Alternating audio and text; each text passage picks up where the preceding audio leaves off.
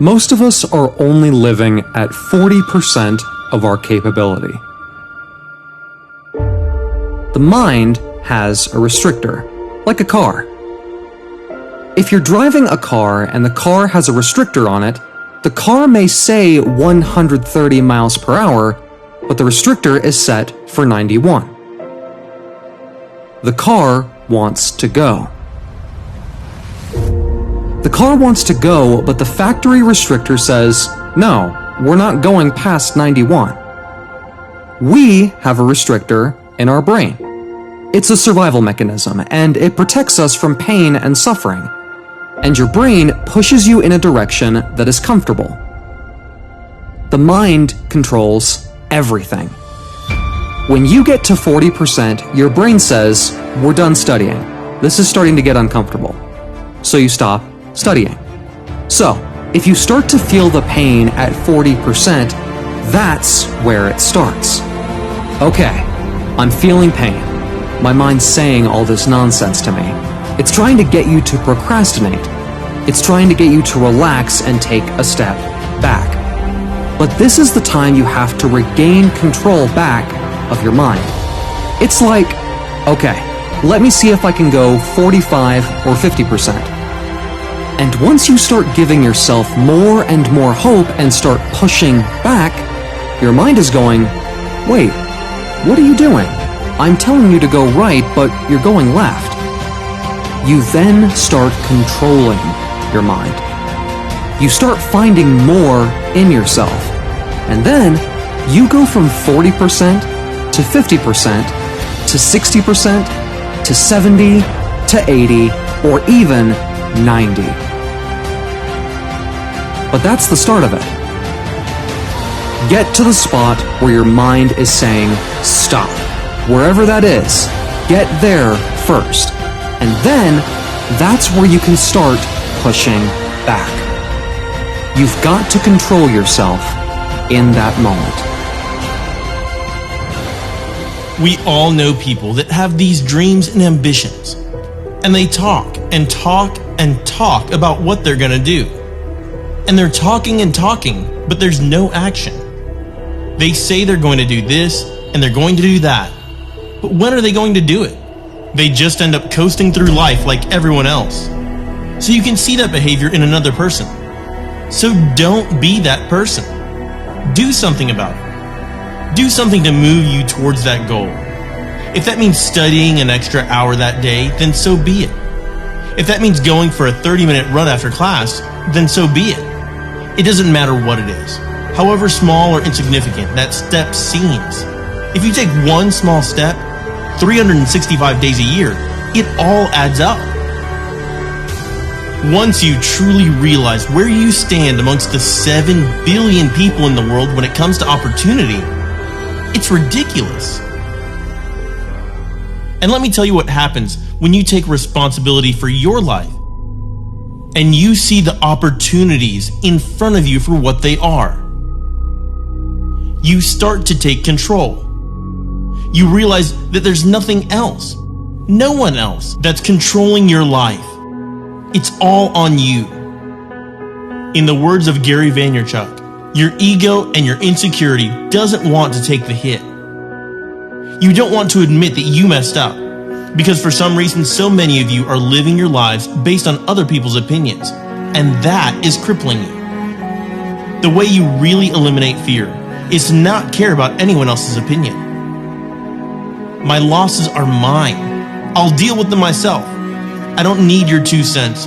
You're losing plenty on your own. If you let somebody else's opinion, whether it's your friend, your partner, your mom, your dad, your aunt, your uncle, if you are genuinely living the exact life you want to live, then what will happen is you'll stop waiting for the right time to make a move.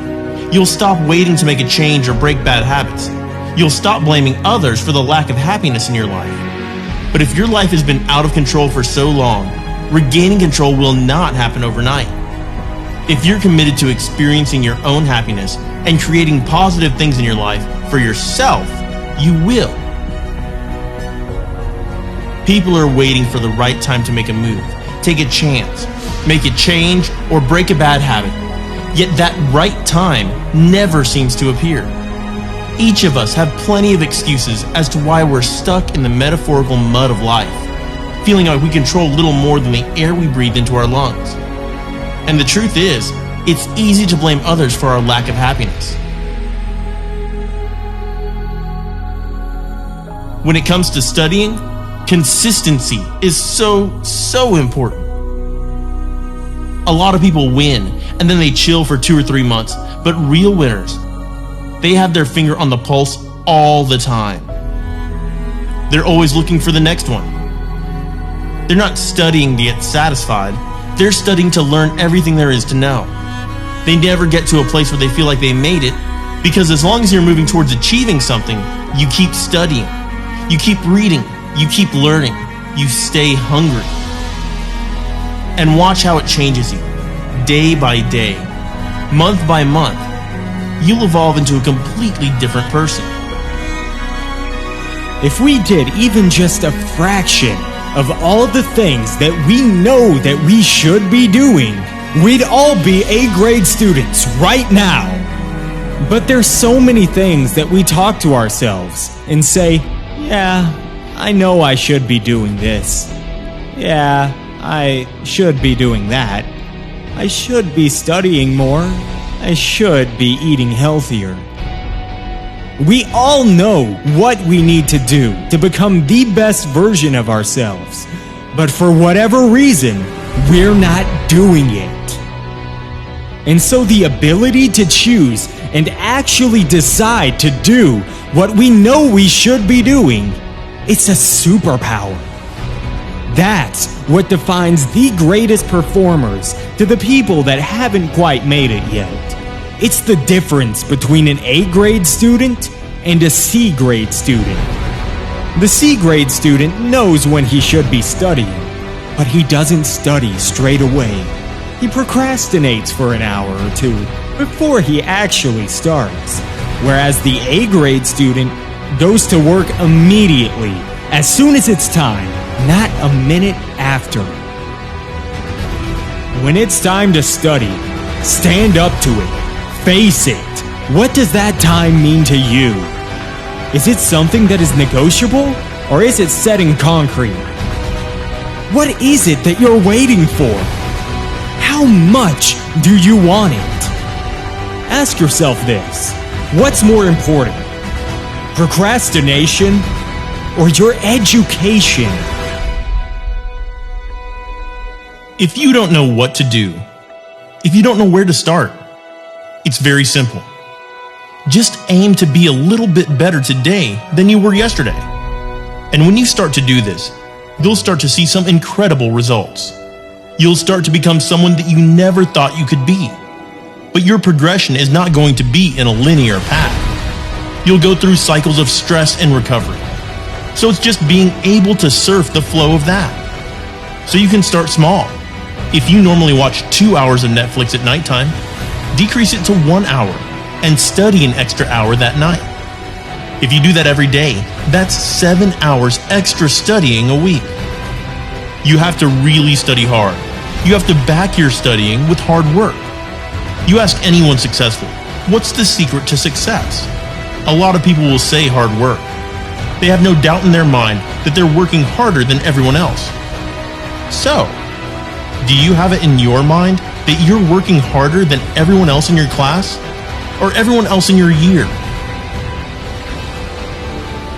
This is where your journey starts. This is where you grow. This is where you adapt. Grow to become the person that you admire. This is you. This can be you. Stop failing to respond, to react. It's at crossroads like this where you decide where your future goes. All this work you're doing now are the steps before you break the ribbon at the finish line. This is your opportunity to change. Change towards a better life, towards a life where you are the director, where you take control, where you control the direction of your life. This is the time to become something more than ordinary. Because you're more than average. You always have been. But in order for you to become this, you need to work.